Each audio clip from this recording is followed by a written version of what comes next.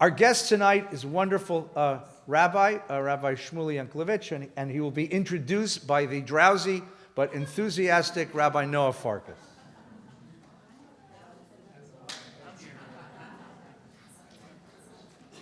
Okay, everyone, 1, 2, 3, say Mazel Tov to get it out of their system. Thank you. It's good to be back. Mazel Tov to all of us. So I've been given a wonderful charge of introducing my friend, Rabbi Dr. Shmuly Yanklowitz.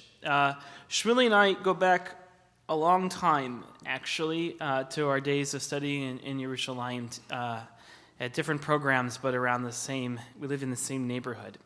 And the first time that Shmuly and I sat down over a piece of pizza on, I think it was on, what was the street? It was Palmach. I think it was on Rehova Palmach. Anyway, so we began talking with each other, and we found that we are, in many ways, kindred spirits. We care both very deeply about social justice and about Jewish thought.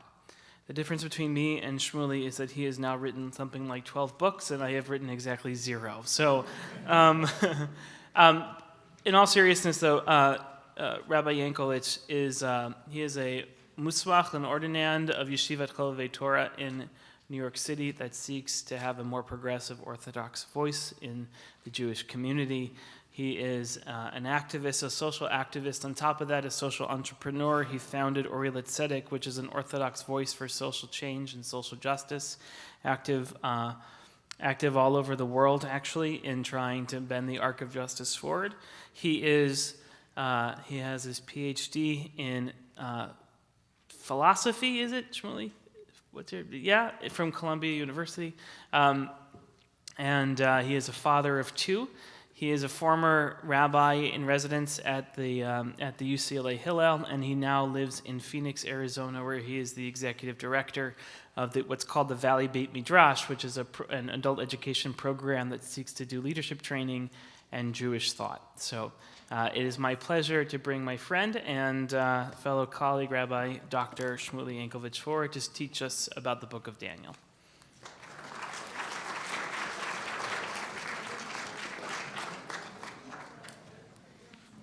Thank you. You know, I was speaking just a few days ago at an AIDS solidarity walk, and the pastor introduced me not as rabbi, but as reverend. I think he didn't exactly know what a rabbi was. But I have a Jewish parent, and I have a Christian parent. And I said, tonight you have made my Christian parent happier than ever by calling me reverend. You know, it's a big deal that you all came out tonight. You know, it's hard to come out of the house these days. It's very hard to come out. You know, a mother is begging her son to go to shul. It is Shabbat morning, and she is begging, please go to shul. I don't want to go. I don't feel like going. They don't like me there, and I don't like them there. And she's begging him. She says, give me one reason I should go. She goes, number 1, you're 57 years old. Right? Number 2, you're the rabbi of the synagogue. Right? So even rabbis have trouble going to shul sometimes, especially after having a baby. So I give you all a lot of props, credit for joining tonight. It is a great honor to be here because this is one of the most wonderful synagogues in the world, as you know. That's why you're here. With such wonderful, wonderful leaders and teachers. Rabbi Farkas has been a friend and colleague I could talk about all night, but that wasn't what I was brought here to do. I used to think that my close friends were people who could pronounce my name. But Rabbi Farkas, once again tonight, has proven that wrong, because he is a close friend and colleague. But even my rabbis and friends continue to call me Yanklowitz, which is okay, but last name is Yanklowitz. You know, it's kind of modernized. Great job modernizing, Grandpa. Right? It was they moved it from Yanklowitz to Yanklowitz. So anyways, we did okay. We did okay. Thank you, Rabbi Farkas, for the intro. And I had a wonderful evening tonight with Rabbi Feinstein, who's we're bringing to Phoenix in just a few weeks. And you're so blessed to have these 2 wonderful rabbis, along with the rest of the great clergy and staff I've met tonight. And of course, I want to dedicate my learning tonight, this learning together, to Rabbi Shulweiss of blessed memory, who, when I lived in LA, only knew as a passionate and compassionate man in the deepest sense. And his neshama should have an aliyah, his soul should have an ascent in the heavens in our learning tonight. So whatever somebody asks me to teach, I say yes, and then I teach what I really want to teach. So I'm supposed to teach Sefer Daniel, the book of Daniel. Tonight we'll do a little bit of that. but we'll kind of go a little bit broader as well. I'm most excited for our Q&A part of the evening, but let's jump right in. You should have two handouts, one that has a timeline and one that has some sources. Anyone not have both? Okay, you have the most wonderful volunteers here at the door, so they're ready for you. So, Daniel, how many of you have read the book? Okay, a good 10. So in Sefer Daniel, we learn a lot about dreams. He's an interpreter of dreams, just as Yosef, and it's not clear if he has access to divinity and is interpreting this through God, or if he is, like the sages say, merely being a wise human interpreter to kind of advance in society. Now, something we should all know about Sefer Daniel is probably the most important thing to know about the book of Daniel, is that this is the first time in Tanakh that a Jew prays 3 times. Right? Traditional prayer is Shacharit, Mincha, and Ma'ariv, the 3 prayers a day. Aside, of course, Shabbat. In many synagogues, there's Musaf, and on other holidays, there's additionals. Rosh Hashanah, we have more prayers. Yom Kippur, but here we see 3 times a day Daniel prays, and where does he pray towards? Yerushalayim, towards Jerusalem. That's the first time we see that as well. So Tanakh, in Tanakh, Daniel is the first source that we pray towards Yerushalayim, towards Jerusalem, and that there is prayer 3 times a day. This becomes a source proof in lots of tensions that emerge in clashing civilizations. And Daniel continues to pray even though he knows he will be thrown into the lion's pit. Now, he is, again, a model of perseverance and a model of pride and confidence. He's a model of pride and confidence because he stands strong and true to his Jewish pride, even though it will risk his life. Now, today, pride and confidence is interesting if you look at the Jewish community. Are most Jews in America proud to be Jews? Yes or no? Okay, so we just had a Pew study, so we know the answer. We've heard enough about Pew, but just to say another thing about Pew, the Pew study said that over 90% of American Jews are proud to be Jews. I think it was something like 94 or 96%. Now, that's a startling figure. Why? Because under 25% of American Jews are affiliated with Jewish institutions. So how could that be? Over 90% are proud to be Jews, and under 25% are affiliated with Jewish institutions. How can you be proud if you don't go anywhere or do anything? Right? What does that actually mean? Right? So those who are very, very affiliated like to say, they're not actually proud. Right? If they were proud, they'd be more involved. Right? We're going to lose the next generations of Jews. Right? And those who are not affiliated say, hey, those institutions actually just don't speak to me. Right? If the institutions evolved and spoke to me, my pride would be manifest in commitment and involvement. And so that's one of the debates happening right now. Right? Are institutions doing what they should be doing, and these proud Jews are simply missing out? Or have institutions not evolved to kind of meet that demand? I'm not going to answer that tension, but Daniel comes and says that pride is actually a very significant thing and something willing to sacrifice his life for. Here's my last direct issue with Sefer Daniel. And it's my jump-off point to our larger issue.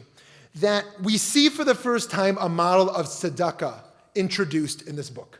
Now, there's really 2 different types of tzedakah, of social and economic justice. Charity is not the way I choose to interpret this word. I think charity is a Christian model, even though it's the word we usually use for tzedakah.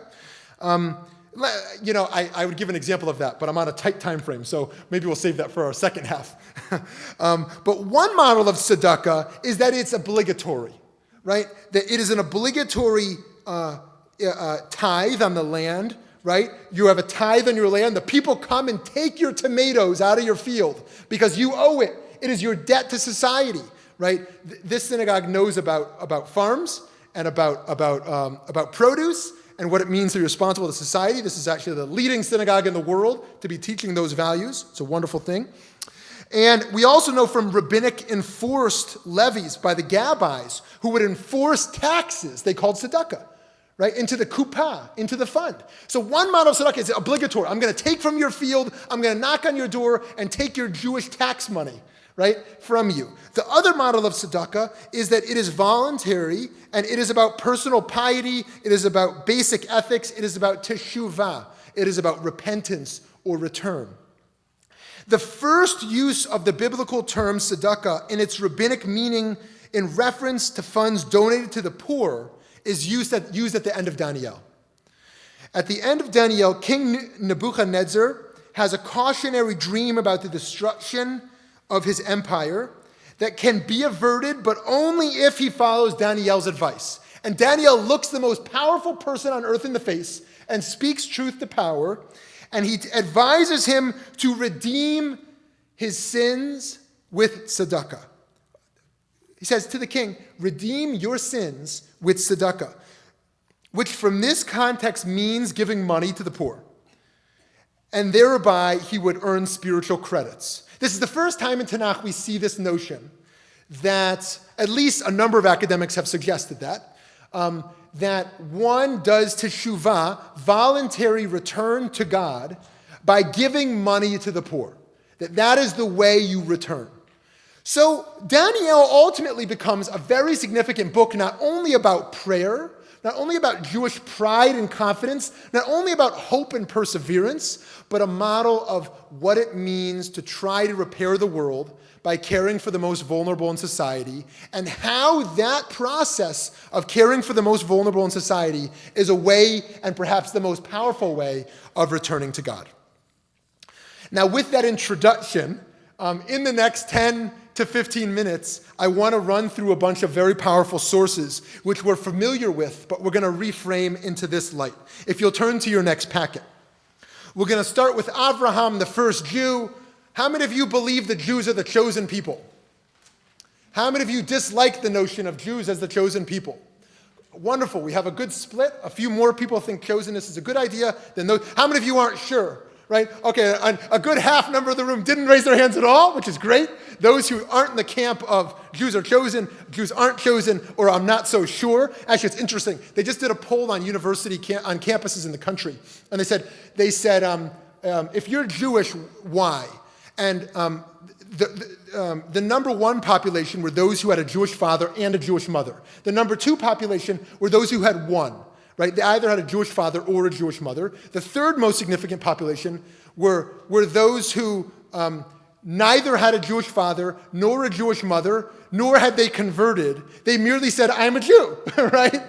So there's this postmodern thing going on because there's all these Jewish studies departments are exploding in growth, and it's mostly non-Jews attending, who now consider themselves in an identity of Jewish, right?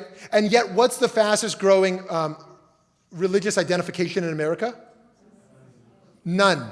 N-O-N-E. Right? The fastest growing. Right? Every year for the last 3 years, 6,000 churches in America have closed. For the last 3 years, 6,000 churches a year. Right? That people are moving away from institutional religion in a lot of ways. Anyways, we just made a big tangent. But my main point here was, are we chosen or not? Now, I happen to like the idea of chosenness. I don't like it in an elitist way of Jews are the best, everyone else is secondary. I understand that's a part of our theology, and if people hold that, then that does exist in a lot of Jewish thinkers. My belief is that everyone who is given life was chosen, right? And that all people are chosen. And it would be incredibly tragic to exist in this world and not view oneself as chosen to exist in this world. And so I think it would be tragic for the Jewish people not to say, hey, we're chosen for our unique mission, and other people have their unique missions as well.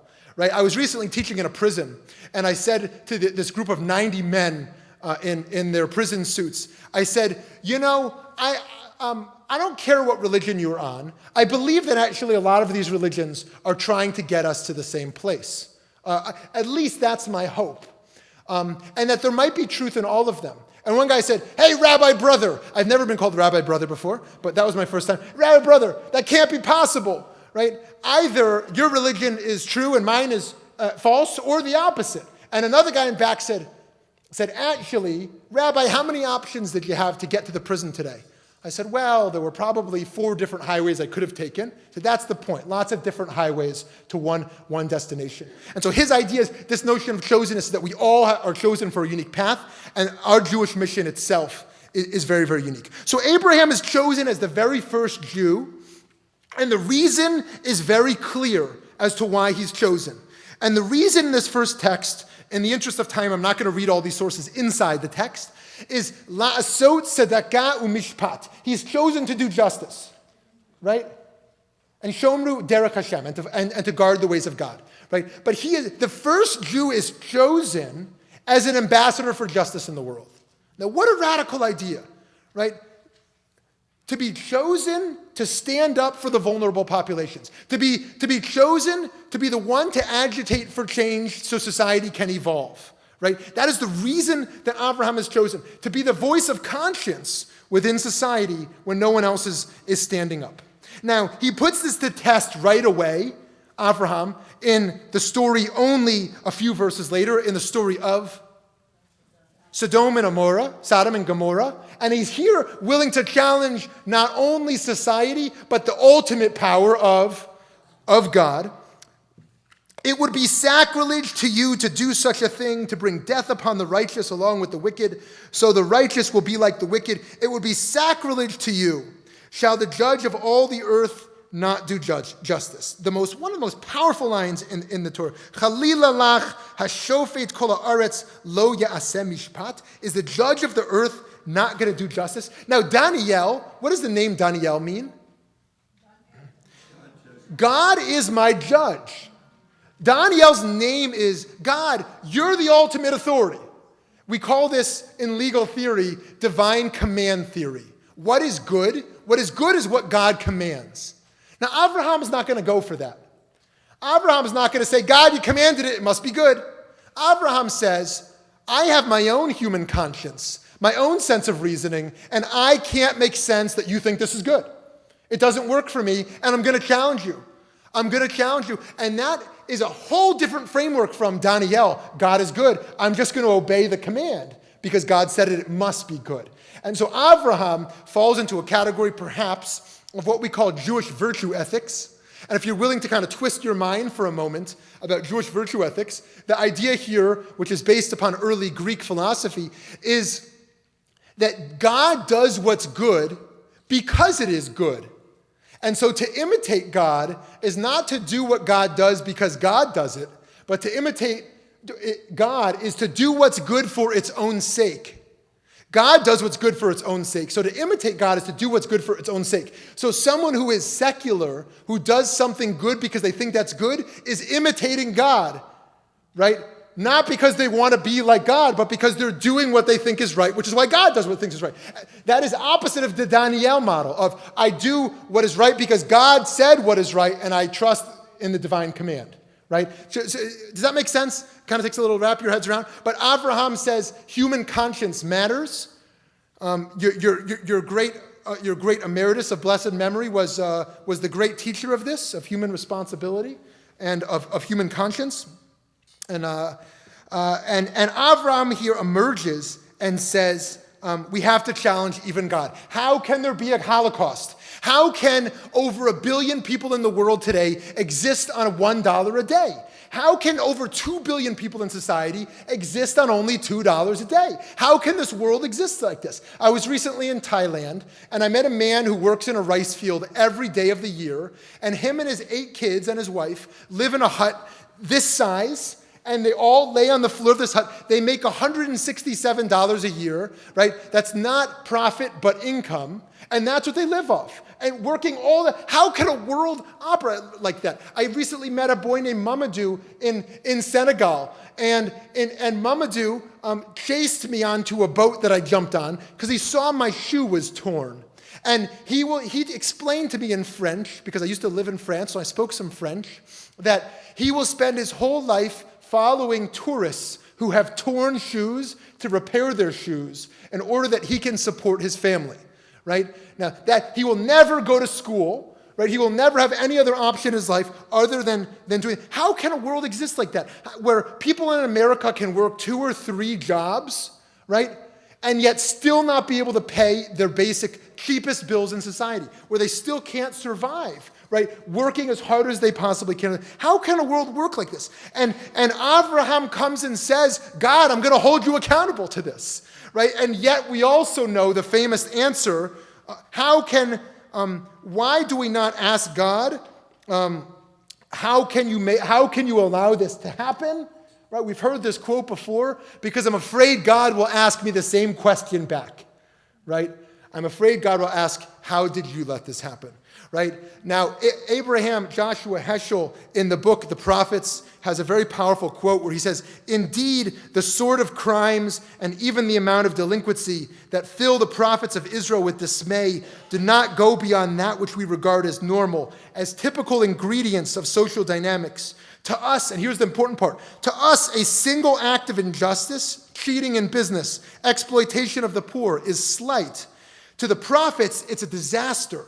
To us, injustice is injurious to the welfare of the poor. To the prophets, it's a death blow to existence. To us, an episode. To them, a catastrophe, a threat to the world. This goes back to our dichotomy of the fundamentalist versus the relativist. Today, many cynics will say, the world's going to heck anyways. Why should I care? Why should I get involved? Right? Where the Jew comes and says, the prophet comes emerged and says, we should be so affected by these realities that we should challenge God, we should challenge society. And Abraham is the first Jew to model that. Now, I want to end this section in 5 minutes so everyone can have a stretch break and eat donuts. Is that what you eat? Do you eat donuts here? Yeah. Whatever you're going to eat, I'm sorry if it's not donuts, and you always got to under-promise and over-deliver, So actually, my good friend Lisa's here, who promotes health. She would not love if there was donuts. So I'm gonna try to end this section in 5 minutes, and I want to sum up a number of sources, which is impossible. But one of them is this source of Maimonides on your second page, on the back of your first page. Maimonides, in the Moreh Nevuchim, in his guide for the perplexed, asks a profound question, because that's what Maimonides does. He only asks hard questions, right? And his question is, what's the purpose of all this? We just had our prophets, and our prophets said, go do justice. Go create a healed world where people can go to sleep at night without being raped. People can go to sleep at night with a bed and a blanket. Kids can go to school instead of going to work in the fields. Create that redeemed world. And then the sages came along and all these other commandments and said, hey, do all these mitzvot. I want you to do all these commandments. And all of a sudden Rambam says, hey, what is this religion ultimately about? Are we about ritual? Are we about ethics? Like, what is this ethical monotheism? It's so overwhelming. And here's his answer. The general object of the law is twofold: the well-being of the soul and the well-being of the body. Now, what he means, based upon Platonic thought, the well-being of the soul means the perfected intellect, and the well-being of the body means the creation of the just state. He goes on to explain in the next underlined section, the well-being of the body is established by a proper management of the relations in which we live one to another. This we can attain in two ways. First, by removing all violence from our midst. That is to say that we do not do everyone as he pleases, desires, and is able to do, but every one of us does that which contributes towards the common welfare. Secondly, by teaching every one of us such good morals as must produce a good social state. Skip to the next underline. The latter object is required first, right? To perfect society supersedes the perfection of the soul. It is also treated in the law most carefully and most minutely, because the well-being of the soul can only be attained after that of the body has been secured. So Maimonides, the great philosopher and teacher of Jewish law, says the purpose of ritual, the purpose of Jewish law is twofold. One, to perfect society, to remove violence and injustice, and secondly, to perfect our minds and souls in the process. Right? So this is a really profound answer, that all this stuff of ritual, right, is ultimately geared not towards checking the box, but towards a type of moral transformation that inspires us to go and change the world. I want to give one example of how that speaks to me in my life. For me, Shabbat is the most radical and subversive institution that Judaism introduced to the world.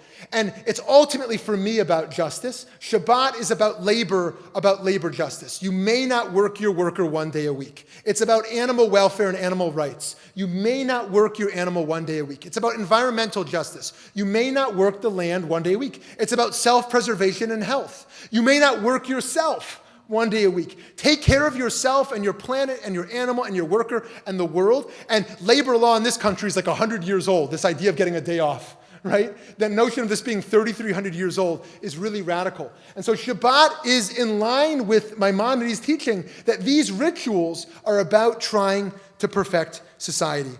And so I want to close this section of our evening with the last source here, from Rabbi Jonathan Sachs, the previous chief rabbi of the United Kingdom, who now lives in New York part of the year and in England part of the year, only because he's a lord. And if you're a lord in Britain, that means you have to spend a certain number of months in Britain every year. You have to come back and live there, or you lose your lord status. Did you know you could lose your lord status? Right?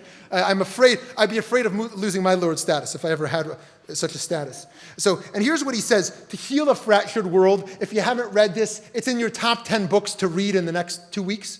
If you can read 10 books in the next 2 weeks. Here's what he says: there is no life without a task, no person without a talent, no place without a fragment of God's light waiting to be discovered and redeemed, no situation without its possibility of sanctification, no moment without its call. It may take a lifetime to learn how to find these things, but once we learn, we realize in retrospect that all it ever took was the ability to listen. When God calls, he does not do so by way of universal imperatives. Instead, God whispers our name, and the greatest reply, the reply of Abraham, is simply Hineni, here I am, ready to heed your call to mend a fragment of your all too broken world. And so our role is not to jump on some train of what everyone else is doing, but to learn to listen to our own hearts and souls, our own reading of the text, our own rabbis, our own world, and to find our own calling as to what dent we're going to make into society. And Daniel is the ultimate listener.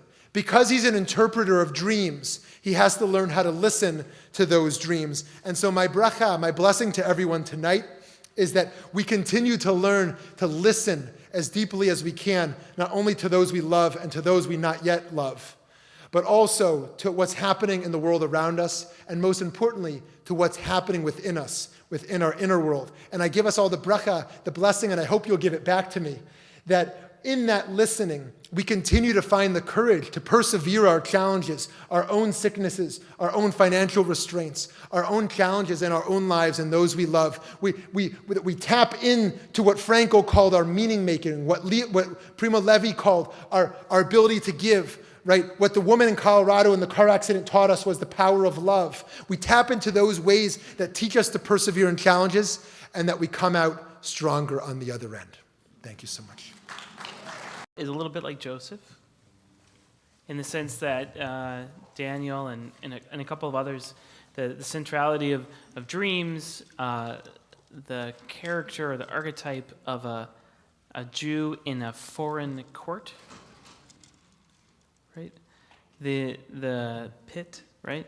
And it's also like Esther, more like Esther than like Joseph, but it's sort of this trope of a Jewish community in exile, persevering, to use your word, in a very dark and deep and scary situation. And then I'm just going to summarize a couple of things you said, and I'll ask you questions about it. Okay, so you began by talking about Viktor Frankl and about the importance of being a meaning maker to survive, to persevere. You talked about Primo Levi and the importance of chesed, of giving, as a redemptive moment in the pit.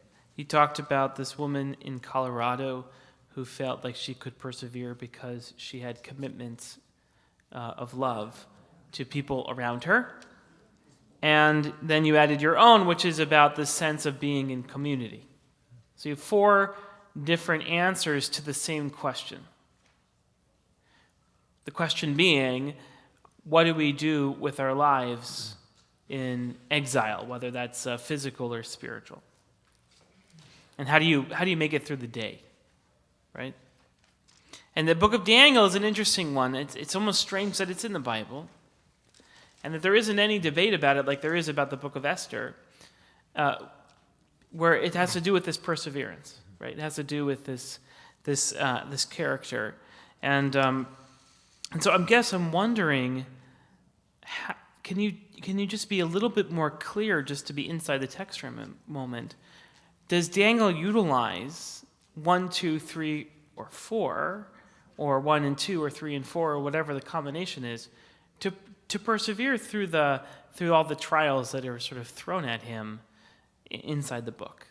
So just kind of tie a knot and tie a bow for me on that teaching. You know, Daniel is an interesting story of prophecy where we don't learn about him from youth, from cradle to grave, so to speak. You know, we learn about Moshe from beginning to end, Moses, right? In other prophets, we see their full journey. Daniel is one of these mysterious characters who we don't get a sense of his age or of his journey. We just get a sense that he is tapped into the mystical experience and closeness with God. And so if there was another category for perseverance, which could be put in there, it's really Daniel's, which is the warmth of God's presence is what enables him to persevere. He can go into the lion's pit because he knows God will protect him. He can say, I won't bow to your idol because I know God will protect me. Actually, it's funny. I was recently in India, and a young child knocked on my door and said, Sir, these are my playing cards of my gods. Can you show me the playing cards of your gods? I said, I'm sorry, little girl. This is going to be a little challenging for my religion. As monotheists, we don't have playing cards of our gods, right? And this notion has been held so tightly, this notion of not bowing down towards other gods. And it kind of evolved over time from not only being a dogmatic commitment to a moral commitment, what it means to be a monotheist, right? Plato explained, right, monotheism is a moral commitment because it means you're not a relativist. If there's many gods, there's many sources of moral truth. Whereas if you're a monotheist, there's ultimately one source of moral truth. Of course, that goes back to the divine command theory of Daniel, God is my judge, different from the Avraham story. But I think that in Daniel, we don't get access to his mind and heart.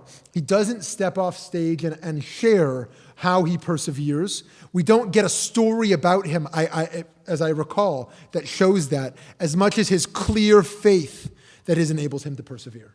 So it's interesting because, like, the one thing that we can attest to how he perseveres in the story is the one thing that many Jews scoff at in the modern and postmodern sense of what we would want to persevere, especially post-Auschwitz. Yeah.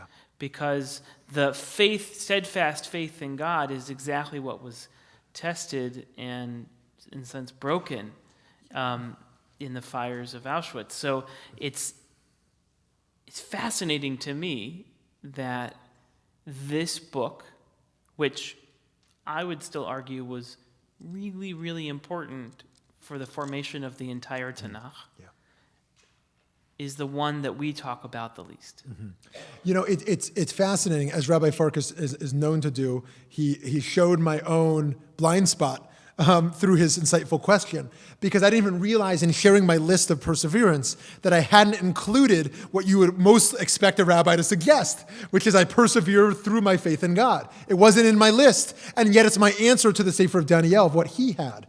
And I think it's my own insecurity in a post-Holocaust era of suggesting faith in God as being strong enough of a coping mechanism. But the truth is, the more and more survivors I've talked to have shared that was their model, right? They had faith in God, even though they were questioning and angry and everything else, that they would kind of survive this thing. And so, I think it's an interesting snapshot into my own blind spot as to this model. And the truth is, I would never say to someone in their sickbed, I would encourage you to cultivate a faith in God. But we know that one of the most powerful forms of resilience through sickness is faith. And we should become less comfortable about talking about that. Yeah, I was thinking the Tanakh, the Bible, was codified in exile. Mm-hmm. It became, the Tanakh became the Tanakh, became our sacred collection of books in exile. And you could make the argument that the reason for that is because the purpose of the Tanakh was to give us solace and comfort and hope and purpose in exile, which makes the book of Daniel and the book of Esther the keys to understanding the entire Tanakh. And Esther's answer to that question is different than Daniel's. Daniel's answer, as you just said, is this unbridled faith in God, and that's what saves him in the oven, and that's what saves him in the pit, and that is what overcomes the story of Nebuchadnezzar. And then, the Esther story is different. The Esther story is where she acts on behalf of the interests of the community. Esther represents, unwittingly at first, but represents the community in a way that Daniel never does. There's no Mordechai in the Daniel story. There's no Amcha, group of Jews who are going to meet their end in the Daniel story. Yeah, this becomes the moral challenge of, do we use our power for ourselves or for the collective? Once we have access, this comes up time and time again. And the Dalai Lama would have loved Daniel. Why would the Dalai Lama have loved him? Because the Dalai Lama invited a group of rabbis together. If you've ever read the book of The Jew and the Lotus, anyone read that? He invited a group of rabbis together, including one of my mentors, Rabbi Yitz Greenberg, and Rabbi Zalman Schachter Shalomi of blessed memory, and said, hey, we Tibetans now need to learn how to live in exile. Who should I ask who knows how to do that? Well, the Jews have been doing it for 2,000 years. Let's see what they know. Right? So he gathered all these rabbis together and they shared their wisdom. And the book, The Jew and the Lotus, is about the answers of these rabbis. How do you survive in exile? And Rabbi Farkas' question is really sharp, that Daniel would have been invited to that party, right? To share what they're doing in Babylonia to try to survive. And I think he would have a lot of insight on that. Yeah. So, we don't live in a post-Chorban world. We don't live in a world that is just post-destruction of the temple. Right. We live in the post-Auschwitz world. But we also live in the post-Medinat Yisrael. Right. That's what I was getting to, yes. Right? We also live in a world with incredible redemption through the sort of auto-emancipation of the Jewish people through the state of Israel. Yeah. And those two things are incredibly more complicated than we've, I think, embraced as a community yet, right? That we are more responsible than ever as a Jewish people to almost a level that can make us schizophrenic, because we had a Holocaust and that makes us responsible to never again, right? We now have a state, and once you have a nation state, you have a whole new level of responsibility, right? 5 years ago from this coming Monday was the earthquake in Haiti, right? December 12, 2010, right? And who was the first on the scene? Israeli medic team. I know that because I arrived in Haiti a week after it happened, and I saw them there, right?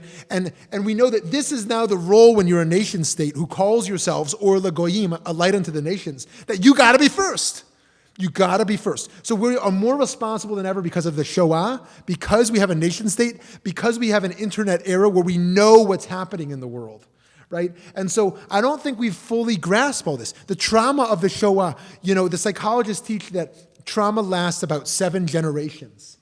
7 generations. So I know a rabbi, a friend in Philadelphia, who realized he had not himself grappled with the intensity of being the child of survivors. And so he went to Auschwitz for a week and meditated on the tracks all day for the whole week.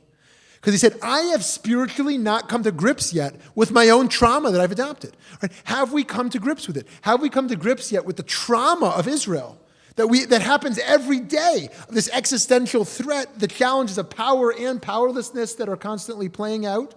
And this new reality of our age, as Rabbi Farkas says, is not churban. We're not in a state of destruction only, but we're also not in a post-Churban state. We're both in a state of redemption, of having a nation state, having America, and in a state of Churban, of not having healed from centuries of trauma. So I'm wondering then, is there anything in Daniel that is truly profitable for the modern Jew, for the Jew who might not have the unbridled faith of the prophet, who might not be in a place where they're willing to go into the pit? Yeah, so I think that that on this point, a key lesson is around avodah zarah, idolatry. Today, is it challenging to not bow to idols? How many of you say it's a really daily struggle? You're struggling daily not to bow to idols. Anyone? Okay, not so much, right? So Emil Fackenheim and other theologians of the 20th century started to help us understand idolatry in the modern era, right? What does it mean that I can't worship idols? And one of the sources in your packet, which I hope you'll look at later, the Chinuch, explains, based upon Maimonides, that avodah zarah is buying products that have been produced unethically. Now, Rabbi Farkas and I and Rabbi Feinstein at dinner were talking about whether to buy regular milk or soy milk or almond milk, and whether one might hurt a cow more, one might hurt the land more, one might hurt the water supply more, right? One might be better for your health. There's all these competing tensions and values, right? So this source explains that our ethical consumption choices, what we choose to buy and consume, if we support those who oppress individuals, we have become idolaters. Why? Because what we have said is my desire to be fulfilled trumps the reality of this oppression. And I have worshipped myself over the image of God in another person. And so Daniel says, avodah zarah, idolatry, is such a threat that I'm willing to lose my life for it. I'm willing to lose my life, right? Roe Klein, right? Remember the name Roe Klein? An Israeli soldier that when a grenade was thrown at his unit, he immediately threw himself on the grenade and said, Shema Yisrael, Adonai Eloheinu, Adonai Echad, and he blew up. Because he knew that the moment in his life that would ever emerge where he could save other people's lives over his own, he would take it. He was clear that the image of God in his colleagues would trump his own life. He was clear. And Daniel was clear that if he was ever asked whether he truly believed in God or not, that he would be willing to go into the lion's pit. And so too today, this is asked of us. Do I place myself at the center of the universe, or do I place the larger good? Do I place God? Do I place Klal Yisrael, the Jewish people? Do I place Kol Yoshevei Tevel, the broader humanity? Is human dignity valuable enough to me that I'm willing to sacrifice something in my own life? This question is more relevant than ever. And Daniel stands up as the hero who says that the world is so much bigger than me, right? That humanity and God and existence is so much greater than me that if I am called upon, I will do whatever I need to do. And I think each of us can hear this voice still today. Am I actualizing my potential? Right? I am chosen to be in this world to fulfill a purpose. And am I an idolater? Do I place myself at the center of my existence? So imagine someone came to you tomorrow and said, I am going to place $86,400 in your bank account every day. Whoa! Okay, there's a catch. Here's the catch. At the end of every day, the money you don't spend is gone. You got to spend $86,400 every day. Otherwise, it's gone. So, wow, what an opportunity. I'm going to hustle. I'm going to spend this money. And now I want to suggest that every day God gives us a deposit of 86,400 seconds. And every day, those 86,400 seconds are gone and irreplaceable. There is no bigger gift in our lives than time. Those 86,400 seconds, we can never retrieve them. And we can only look forward, and not only through nostalgia. And the question is, am I the center of my reality? If I look at my daily agenda, is it about my laundry and my food and my mail and my emails and all the ways I need to fulfill my needs and wants? Now, of course, the majority of it will, because we live in a very demanding time. But on my daily agenda, have I carved out space for the other? For my spouse, for my children, for my parents, for the stranger, right? For whoever is in need, who's sick in my community. Have I carved out that time that is so serious and sacred that it's on my daily agenda? And Daniel says, I will die before I place myself at the center of my universe. Right? Are we willing to say, not that I will die for that, but I will live for that?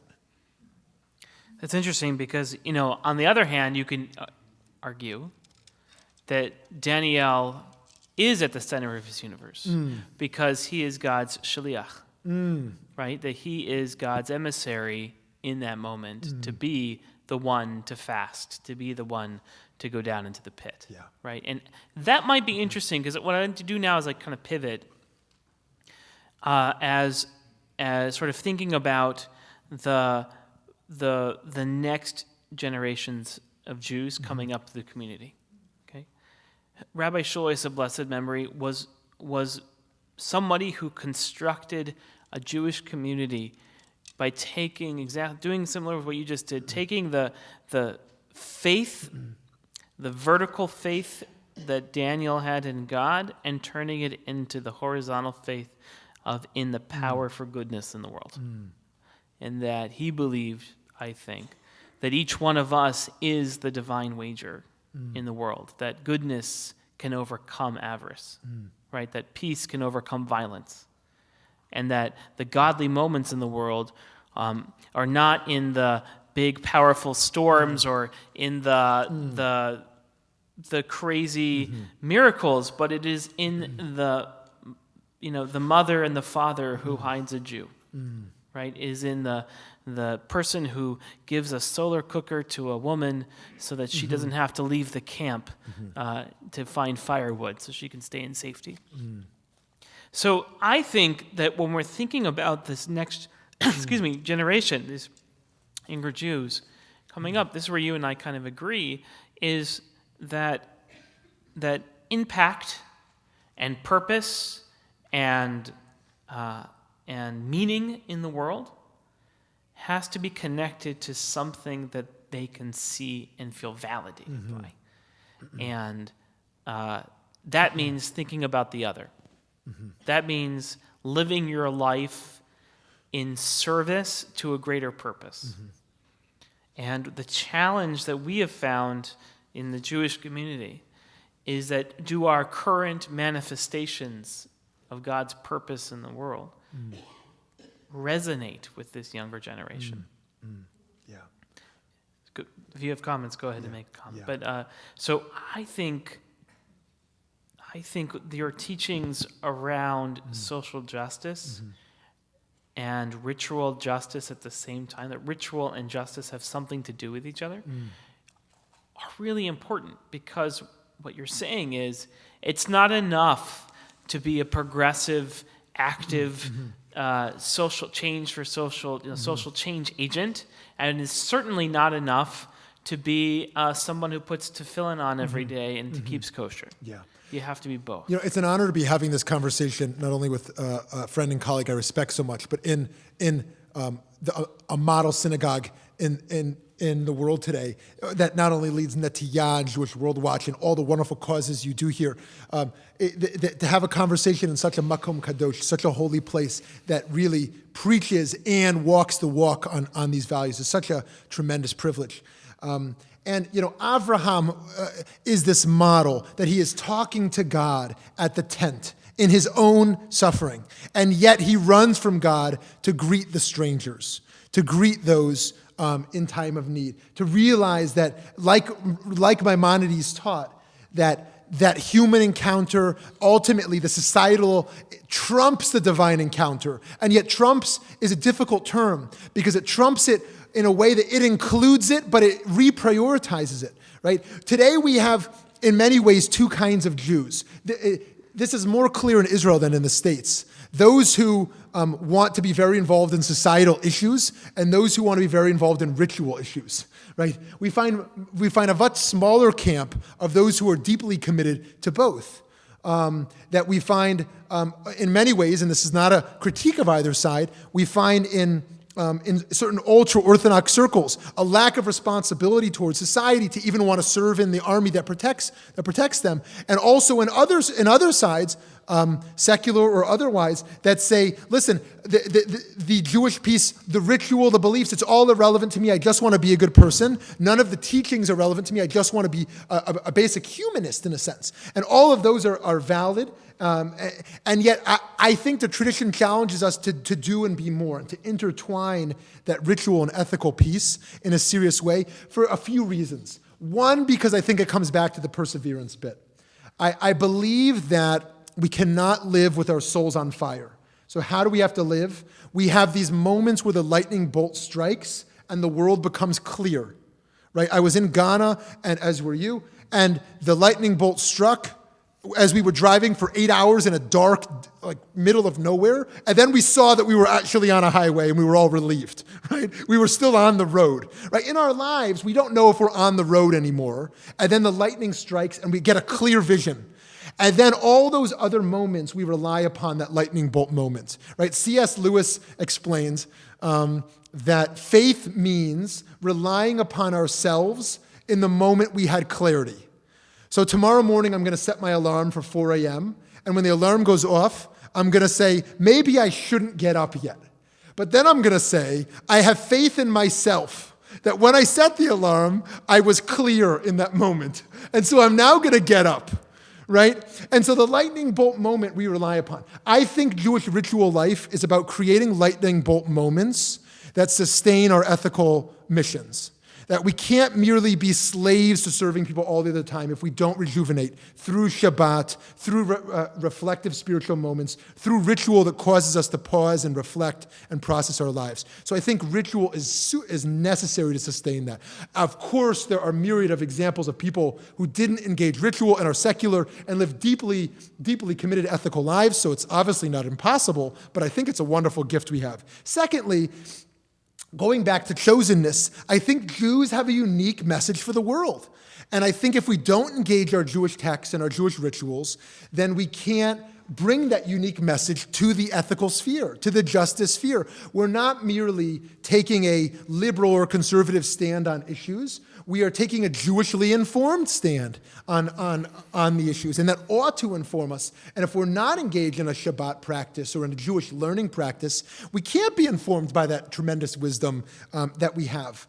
And so, I really believe that as you shared, that Rabbi Shmuly of blessed memory, that this model of taking the vertical and making it horizontal is really powerful. And it really is the most powerful post-Holocaust theme that we learn from Buber and Levinas, that the encounter with another human face awakens us to our own responsibility. Now, Buber believed the encounter with another, the I and thou, could be politicized. Right? The encounter of I and thou creates an imperative not only in the one-on-one encounter, but also for how we construct the society. Levinas believed you can't go beyond the one-on-one encounter. If you politicize that moment, you've done violence to the act of kind of an intimacy. So there's different views there, and that's kind of complex, and I'm not sure I totally understand that myself, because those are two very complex thinkers. But this whole idea of that the divine encounter is now experienced in the ethical realm is really serious. And yet, we only make a bracha, we only make a blessing on ritual, on ben adam lemakom, on those mitzvot between humans and God, and not ben adam lechavero, right? It'd be very strange if someone offered me a tissue after I sneezed, And before and I said, took bless it, you. No, I said, bless you. Right, Very, so, very right. nice. And I responded with a blessing. Or before I'm about to give someone some money in the street and I say I recite, it creates a sort of an awkward dynamic. So we removed brachot. We never had brachot. We never had blessings in those moments. So the question is, how do I have a divine moment? How do I have a spiritual encounter that is infused into my justice or ethical work? How, when I visit the sick, do I not just talk about the baseball game, right, and dodge what's actually really meaningful in this moment and have a spiritual encounter and a conversation, right? How do we actually get to that deeper place in relationships? So I want to challenge you a little bit, because there is a fourth type of Jew that you didn't mention. Yeah.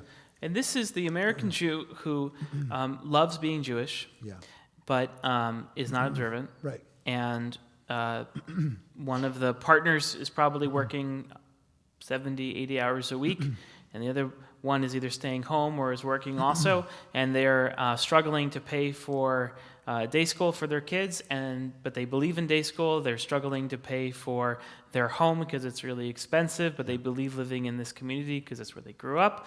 And they say, I really love being Jewish, but we're not really going to engage in social justice debates. We're not going to engage in the larger community question. All we want to do when we have time, when we're not working, is to go to Cabo and to spend a week together there because it's the only time we have together. Yeah.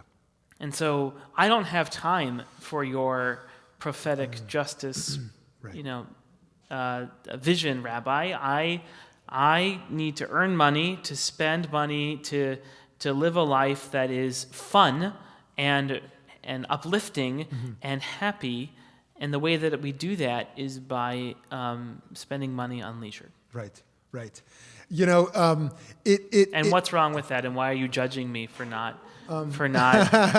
protesting with you on Sunday or going to the prison, etc.? Well, there's nothing wrong with it, and I'm not judging them, and everyone is going to find their own source of meaning and happiness. But I believe in my experience that those who have a crash and realize the emptiness of their existence are those who have prioritized their financial security and their fun and leisure. Those things are very serious in a complex world. We have to be financially secure as much as we can. We have to find spaces of rest and leisure. But those who have made those priorities will ultimately end up in a crisis mode of realizing that was a path that was not leading towards their life fulfillment. What I ultimately would suggest is that we all have to come out of our own comfort zones. Jacob was on his deathbed in our last parsha, in our last Torah portion. He's on his deathbed giving blessings. And he gives the blessing to Yisachar that he should be like a donkey.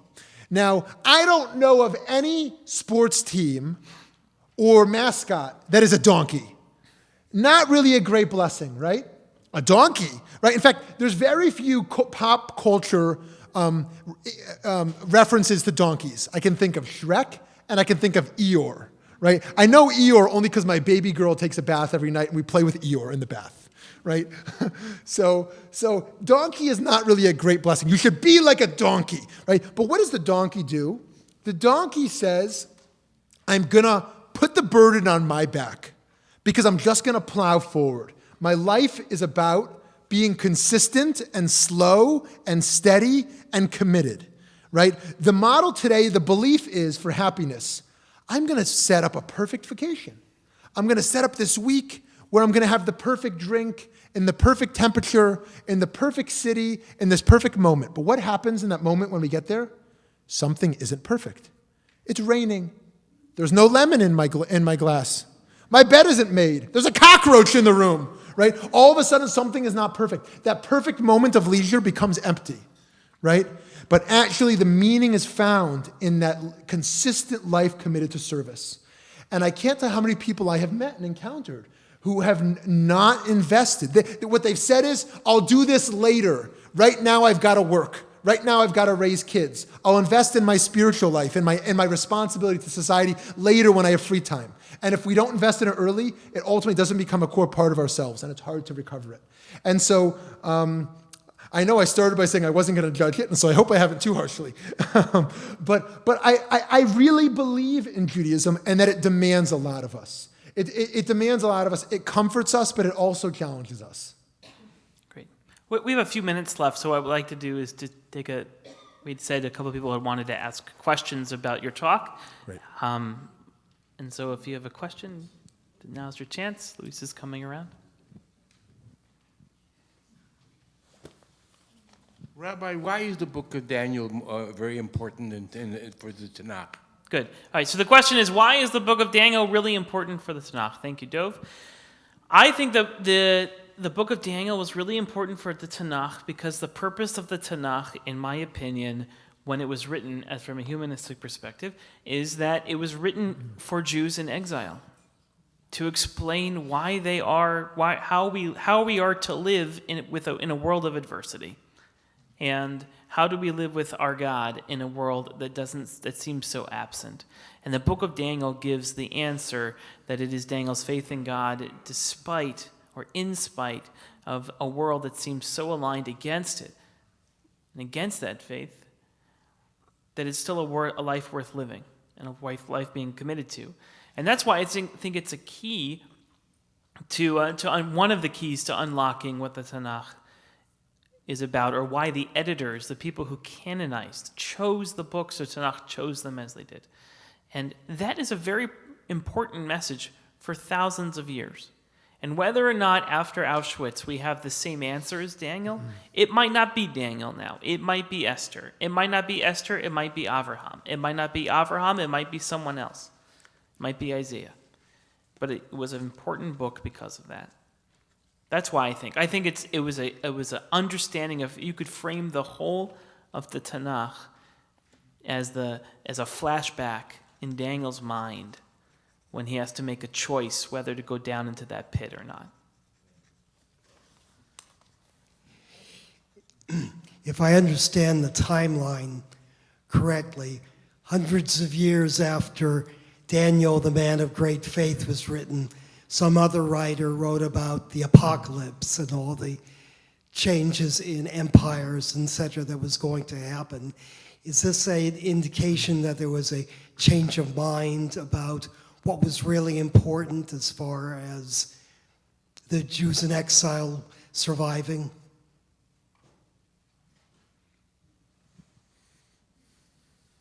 So your question is, I'm actually not sure what your question is. The other writers for the book of Daniel seem to have a different idea. You mean the Aramaic section, right? He's referencing that the book of Daniel, as Rabbi Yanklowitz said, could have been written over a period of 400 years, which means those are a bunch of generations of people who might have different ideas of how to persevere, and that were there different ideas laid out in the book. So, Rabbi, you want to? Your question is above my pay grade. As I shared, I'm not a historian, but I think your suggestion is very interesting, and I want to think about more. The idea of not closing a book for hundreds of years and the resistance to closing it shows that there was some tension with the original idea, and there were more messages that should or needed to be included in it. And the earlier message is different from the latter one. You're correct. And the state of living in destruction versus post-destruction is a very different era. And so I think your suggestion is very wise, but I certainly can't answer definitively. In the beginning, you were asking, how do we know that Daniel is a prophet? And is there a set of conditions that determine a prophet? How do we know that certain characters in the stories are prophets? I thought one of them was God had to speak to you. Yeah. So